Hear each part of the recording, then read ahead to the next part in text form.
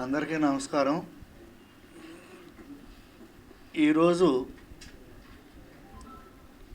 నేను చెప్పబోయే మీ ముందుకు వచ్చిన టాపిక్ మా దెందులూరు నియోజకవర్గంలో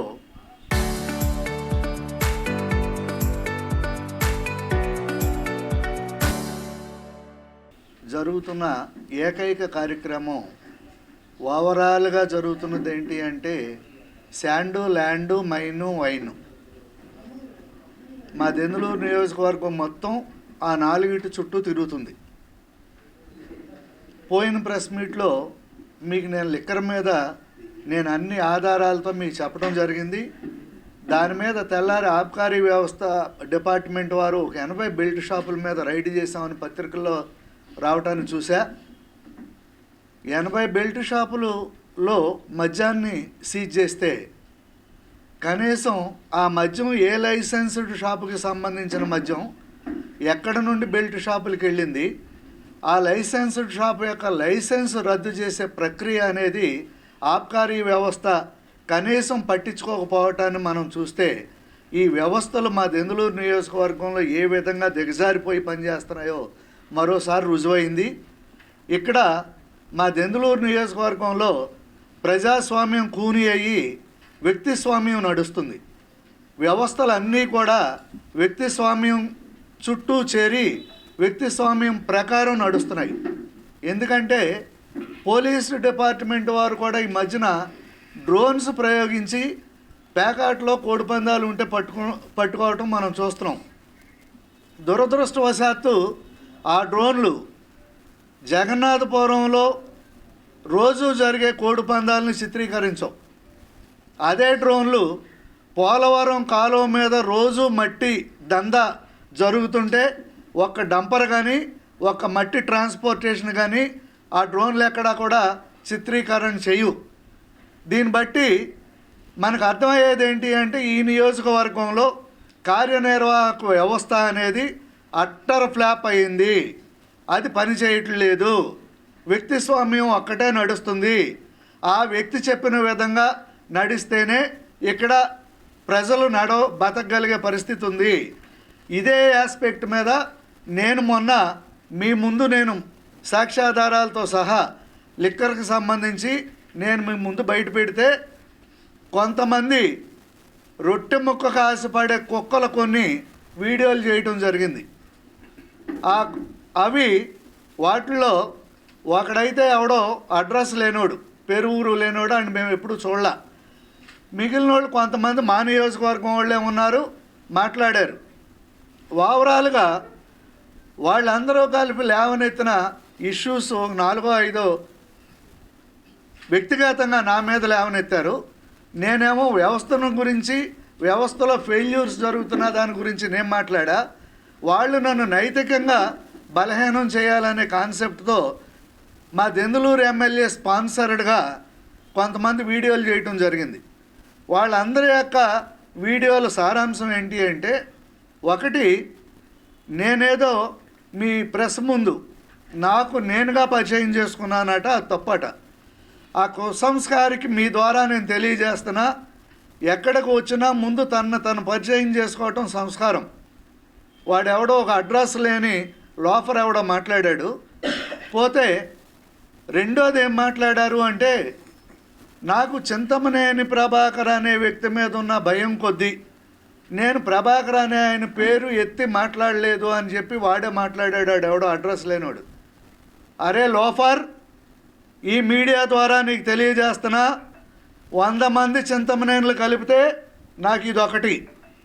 గుర్తుపెట్టుకో, నీ రొట్టు మొక్క కోసం ఎమ్మెల్యే దగ్గర రొట్టు మొక్కకు ఆశపడి నువ్వు మొరుగు, కానీ నీకు రొట్టు మొక్క అక్కడి నుండి జారేది ఉండదు.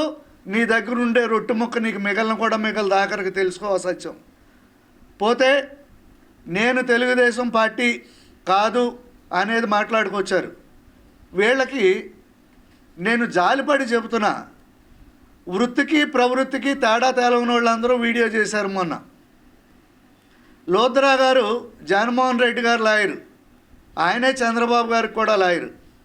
మా వృత్తి వ్యక్తులను బట్టి, రాజకీయాలను బట్టి కులాలను బట్టి మతాలను బట్టి మా వృత్తి కాదు, ఏ వృత్తి ఉండదు. వృత్తి వేరు, ప్రవృత్తి వేరు. దానికి వాళ్ళని తేడా తెలుసుకోమని చెప్పి మీ ద్వారా నేను తెలియజేస్తున్నా. పోతే ఇంకొక ఇష్యూ ఏం మాట్లాడారు అంటే, నాకు ఒక సిద్ధాంతం ఉంది.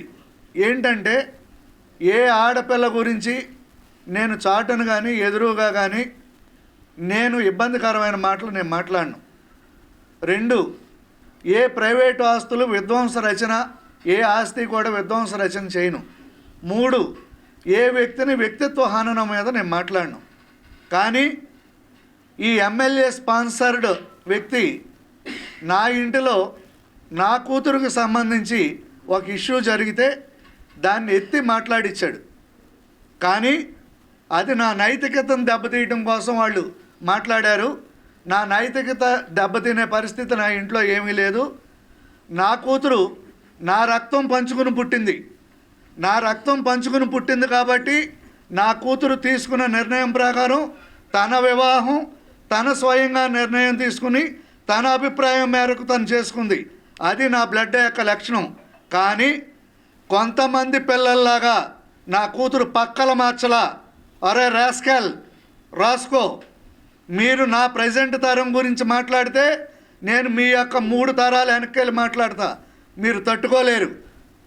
వ్యక్తిగతంగా మాట్లాడటం మాని ఇష్యూ బేస్డ్గా మాట్లాడటం నేర్చుకోండి. పోతే 4 ఇష్యూలు మాట్లాడారు.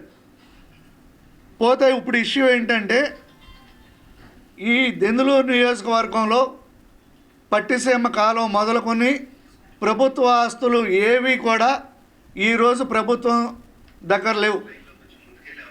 అది ఈ నియోజకవర్గ ఎమ్మెల్యే కబంధ హస్తాల్లోకి వెళ్ళిపోయినాయి. రోజుకు 35 డంపర్లతో మట్టి ట్రాన్స్పోర్టేషన్ జరుగుతుంటే అడిగే దిక్కు లేదు.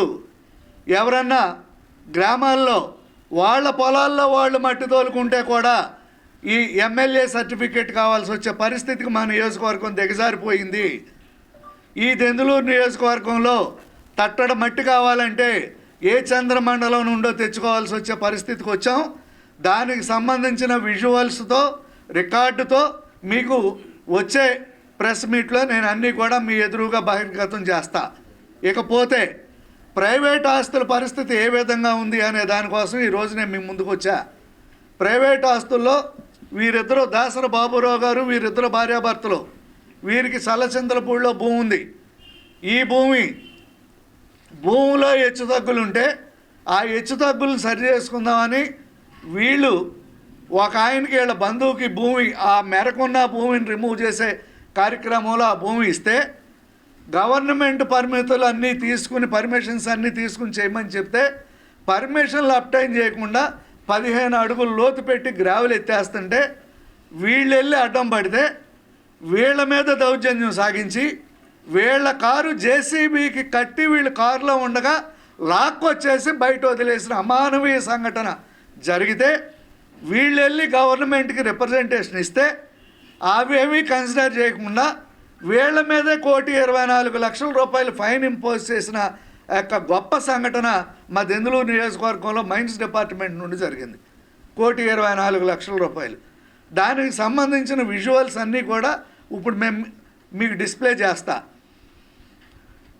వీళ్ళు పోలీసులు అక్కడ ఉండగా పోలీసు సమక్షంలో మట్టి దందా, వ్యక్తుల మీద దందా జరిగితే అక్కడ వీళ్ళే మట్టి తవ్వుకుని వీళ్ళే ఇల్లీగల్ క్వారీయింగ్ చేశారని చెప్పి వీళ్ళ మీదే ఫైన్ ఇంపోజ్ చేసిన పరిస్థితి ఈ దెందులూరులో సలసిందలపూడిలో జరిగింది.